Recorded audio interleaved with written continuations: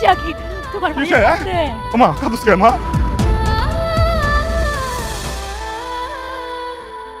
আসসালামু আলাইকুম বন্ধুরা, কেমন আছেন সবাই? আশা করি সকলে অনেক বেশি ভালো আছেন। আজকের ভিডিওতে আমরা দেখব গরিব ঘরের রাজপুত্র ধারাবাহিক নাটকের পরবর্তী পর্বে কি ঘটতে চলেছে এবং কখন আপডেট হবে। তো সম্পূর্ণ তথ্য পেতে ভিডিওটা শেষ পর্যন্ত দেখুন আর অবশ্যই সাবস্ক্রাইব করে দিবেন। অনিক গম্ভীর গলায়, কাজ কত দূরে গিয়েছে? মেঘলা আর তার পরিবার এখনো সেই বস্তিতেই পড়ে আছে?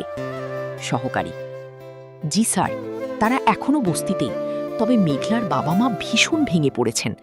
তারা মেঘলাকে নিয়ে অনেক দুশ্চিন্তা করছেন। অনিক হঠাৎ হেসে ওঠে, কণ্ঠে কিছুটা নিষ্ঠুরতা। দুশ্চিন্তা? শুধু দুশ্চিন্তা? তাদের সময় শেষ। আমি চাই আজ বিকেলের মধ্যেই পুরো বস্তিটা খালি করতে।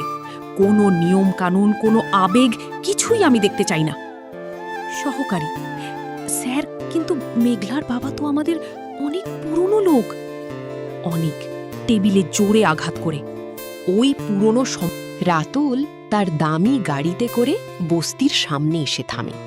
মুখে তার সেই উদ্ধত হাসি, কিন্তু গাড়ি থেকে নামতেই সে থমকে যায়। সে দেখে মেঘলা একা নয়, তার সাথে এসেছে স্থানীয় কিছু প্রভাবশালী ব্যক্তি এবং আইন শৃঙ্খলার কিছু প্রতিনিধি।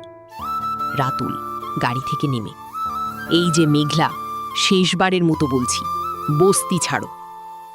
মেঘলা সামনে এগিয়ে গিয়ে: রাতুল, তুমি ভুল করেছ। তুমি ভেবেছিলে তুমি রাজপুত্র আর আমরা শুধুই প্রজা, কিন্তু এই বস্তির মানুষ